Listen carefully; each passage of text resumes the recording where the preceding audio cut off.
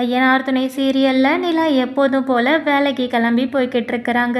இதை பார்த்த சோழன், ஏங்க நான் வேணா உங்களை ட்ராப் பண்ணவான்னு சொல்லி கேட்குறாங்க. அதுக்கு நிலாவுமே எனக்கு வழி தெரியும், நான் போய்க்கிறேன்னு சொல்லி எப்போதும் போல் நோஸ்கட் கொடுக்குறாங்க. ஆனால் அதுக்கெல்லாம் அசருதா ஆளா சோழன். அவங்க சொல்கிறாங்க, ஏங்க உங்களுக்குன்னு தான் ஒரு ஸ்கூட்டியை வாங்கி விட்டுருந்தேன், அட்லீஸ்ட் அதுலேயாவது நீங்கள் போகலாம்ல அப்படின்னு சொல்லி கேட்குறாங்க. ஏங்க உங்களுக்கு நான் எத்தனை தடவை தாங்க சொல்கிறது, நான் இப்போ தாங்க கற்றுக்கிட்டு இருக்கிறேன், நம்ம ரோட்டுக்குள்ளேயே நான் இப்போ தான் ஓட்ட பழகியிருக்கேன், அப்புறம் எப்படி நான் ஆஃபீஸ்க்கு வண்டியை எடுத்துகிட்டு போக முடியும், கொஞ்சம் யோசித்து பேசுங்க அப்படின்னு சொல்கிறாங்க. அதுக்கு சொல்லணும், ஆமாம் ஆமாம் இப்படியே சொல்லி நீங்கள் இன்னும் 10 வருஷம் கழிச்சு தான் அந்த வண்டியை எடுப்பீங்க போலுக்கு அப்படின்னு கிண்டல் பண்ணுறாங்க சோழன். ஆமாம் இப்போ உங்களுக்கு என்ன தாங்க வேணும், நீங்கள் என்னைய விடுறேன்னு சொன்னீங்க, வேண்டான்னு சொன்னேன், அப்படியே போக வேண்டியது தானே, ஸ்கூட்டி எடுத்த ஓட்டு அதை பண்ணு இதை பண்ணுன்னு எதுக்கு இப்படி கழுத்தறுத்துக்கிட்டு இருக்கீங்க, எனக்கு ஆஃபீஸ்க்கு நேரமாகுது நான் கிளம்புறேன்னு சொல்லிட்டு நிலா கிளம்பி போகிறாங்க. ஆனால் சோழன் நிலா போய் பஸ்ஸில் அங்கே இறங்குறதுக்கு முன்னாடியே போய் அங்கே பைக்கில் வெயிட் பண்ணிக்கிட்டு இருக்கிறாங்க சோழன். அதை பார்த்துட்டு நிலா சொல்கிறாங்க, எங்க உங்களுக்கு வேலை இல்லைங்கிறத நீங்கள் ப்ரூவ் பண்ணிக்கிட்டு இருக்கிறீங்களா, சும்மா இருந்தால் தான் இந்த மாதிரிலாம் யோசிக்க தோணும், அங்கேயே நான் உங்களை என்னை கூட்டிகிட்டு வர வேண்டான்னு சொன்னேன், ஆனால் இறங்குத இடத்துல இப்படி முன்னாடியே வந்து நிற்கிறீங்க, இதுக்கெல்லாம் என்ன அர்த்தம் அப்படின்னு சொல்லி கேட்குறாங்க. எங்கள் வீட்டில் இருக்க எனக்கு அவ்வளோ போர் அடிக்குது, சரி உங்களை கொண்டு வந்து விடலான்னு பார்த்தா நீங்கள் நான் போய்க்கிடுவேன் பஸ்ஸில் தான் போவேன் அப்படின்னு சொல்கிறீங்க, இதுக்கு மேலே நான் என்ன செய்ய, சரி ஒரு பேச்சு துணைக்காவது இருக்கட்டுமேன்னு சொல்லி தான் நான் இங்கே வந்து உங்களுக்காக வெயிட் பண்ணிக்கிட்டு இருக்கேன்னு சொல்கிறாங்க.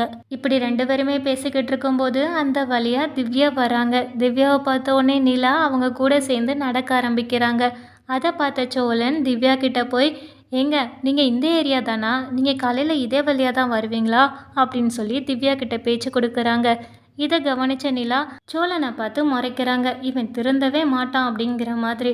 அதை புரிஞ்சுக்கிட்ட சோழன் மறுபடியுமே திவ்யா கிட்ட பேசிகிட்டே முன்னாடி போகிறாங்க. திவ்யாவும் சோழனும் முன்னாடி பேசிட்டு போகிறாங்க, நம்ம நிலா மட்டும் பின்னாடி வராங்க. அவங்க நினைக்கிறாங்க, ஆமாம் இவன் நம்மளை தானே பார்க்க வரேன்னு சொன்னான், பார்த்தா இவங்க 2 பேரும் கடலை போட்டுட்டு போய்கிட்டு இருக்கிறாங்க அப்படின்னு யோசிக்கிறாங்க. சோழனை பார்த்து, இதெல்லாம் சரியான ஆளாக தான் இருக்கிறாங்க, எப்படி கடலை போடுறான் பாரு அப்படின்னு சொல்லிட்டு இங்கேருந்து முறைச்சிக்கிட்டே இருக்கிறாங்க சோழனை. ஆஃபீஸ் கிட்ட வந்ததுமே நிலா சோழன் கிட்ட, நீங்கள் கிளம்புங்க நாங்கள் போய்க்கிறோன்னு சொல்கிறாங்க. ஆனாலும் திவ்யா சோழன் கிட்ட பேசிக்கிட்டே இருக்கிறாங்க. சோழனுக்கு சொல்லவே தேவையில்ல, அவங்க பொண்ணுங்கன்னா அந்தளவுக்கு பேசுவாங்க. அதே மாதிரி திவ்யாவுமே அவங்களுக்கு ஈடு கொடுத்து 2 பேருமே நல்லா காமெடியாக பேசிக்கிட்டு இருக்கிறாங்க. இதை கவனித்த நிலா 2 பேர்த்தையும் பார்த்து கொஞ்சம் பராமப்படுறாங்க. அதுக்கப்புறம் திவ்யா நிலா கிட்ட சொல்கிறாங்க, உங்கள் கசின் என்ன அழகாக பேசுகிறாங்க, எப்போ விடிய விடிய பேசிக்கிட்டே இருக்கலாம் போலுக்கு, அவ்வளோ காமெடியாக பேசிக்கிட்டு இருக்கிறாங்க அப்படின்னு சொல்லி சிரிக்கிறாங்க.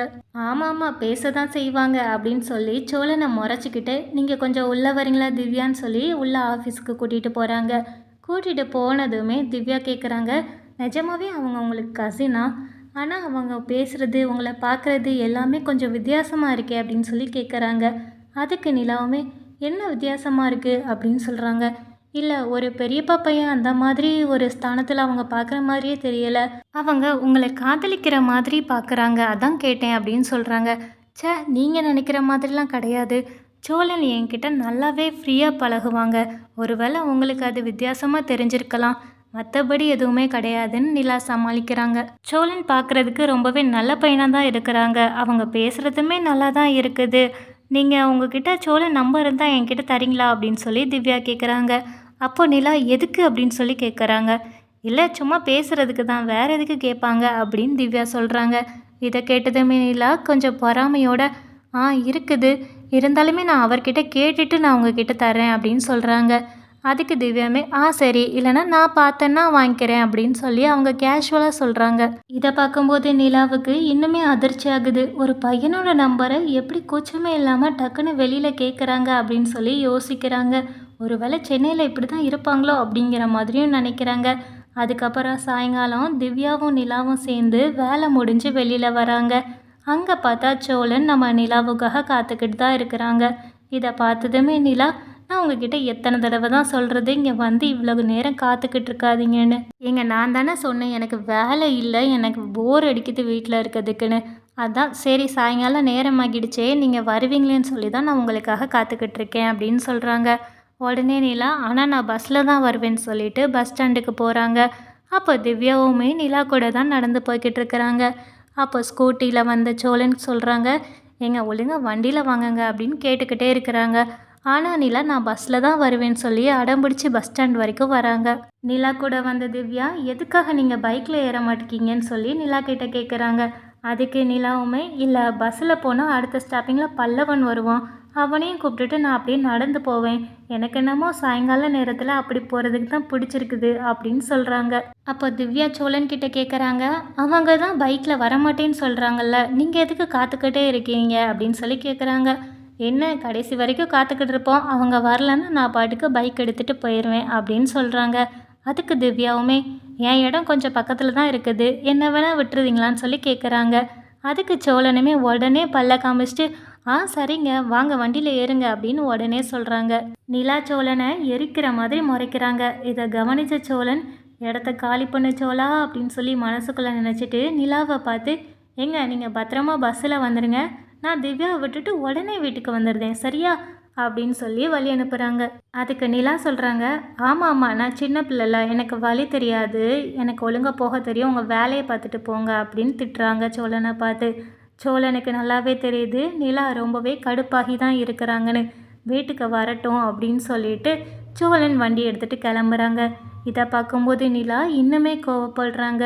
எப்படி பல்ல காமிச்சு காமிச்சு பேசி எப்படி கூட்டிகிட்டு போகிறான் பாரு அப்படிங்கிற மாதிரி. எல்லா பொண்ணுங்கக்கிட்டேயும் இவன் இப்படி தான் பேசுவான்ங்கிறத நான் எப்படி திவ்யா கிட்ட சொல்ல அப்படின்னு சொல்லி முழிச்சுக்கிட்டே பஸ்ஸில் ஏறி போகிறாங்க நிலா.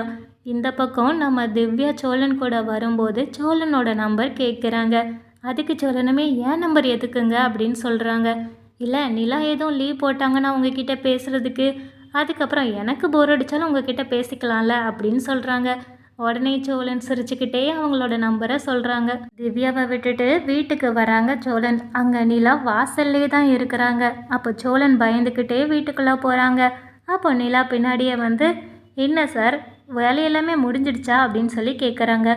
என்ன வேலை அப்படின்னு சொல்லி சோழன் கேட்குறாங்க. அதான் பிக்கப் ட்ராப் பண்ணிங்களே அந்த வேலைலாம் முடிஞ்சிடுச்சா அப்படின்னு சொல்லி நிலா கிண்டல் பண்ணுறாங்க. உடனே சோழன், ஏங்க அதெல்லாம் ஒரு சின்ன ஹெல்ப் தானுங்க, வேற என்ன, நான் அவங்கள கூப்பிட்டுட்டே இருந்தேன், நீங்கள் வரல, சரி அவங்களுக்கு தான் பக்கத்தில் தானே ஏரியா, கொண்டு போய் விட்டுட்டு வந்துடலாமேன்னு நினச்சேன், நீங்களாவது பல்லவன் கூட வந்துட்டீங்க, ஐயா பாவம் அந்த பொண்ணு தனியாக தானே போகிறாங்க, அதான் ஒரு ஹெல்ப் பண்ணேன் அப்படின்னு சொல்கிறாங்க. சார் பெரிய தர்ம பிரபு, எல்லாருக்கும் ஹெல்ப் பண்ணிட்டு தான் வீட்டுக்கு வருவாங்க அப்படின்னு சொல்லிட்டு மறுபடியுமே நிலா கிண்டலாக பேசுகிறாங்க. அதை கேட்டதான் சோழன், எங்க உங்கள் கூட வேலை பார்க்குற பொண்ணு நாளைக்கு ஏதாவது உங்களுக்கு ஹெல்ப்பாக இருக்கணும்ல, அதனால தான் நான் உதவி பண்ணேன், வேறு எந்த ஒரு தப்பான எண்ணமும் என்கிட்ட கிடையாது, நீங்கள் எப்போ பார்த்தாலும் இந்த சோழனை தப்பாகவே நினைக்கிறீங்க அப்படின்னு சொல்கிறாங்க. ஆமாம் எனக்கு நல்லாவே தெரியுமே உங்கள் யோகிதை என்னன்னு சொல்லிட்டு, அதான் நல்ல பல்ல காட்டி காட்டி இழிச்சு தானே பேசிட்டு பைக்கில் போனீங்க அப்படின்னு நிலா திட்டுறாங்க. இதுக்கு என்ன பதில் சொல்கிறதுன்னு தெரியாமல் திக்குமுக்காடுறாங்க சோழன்.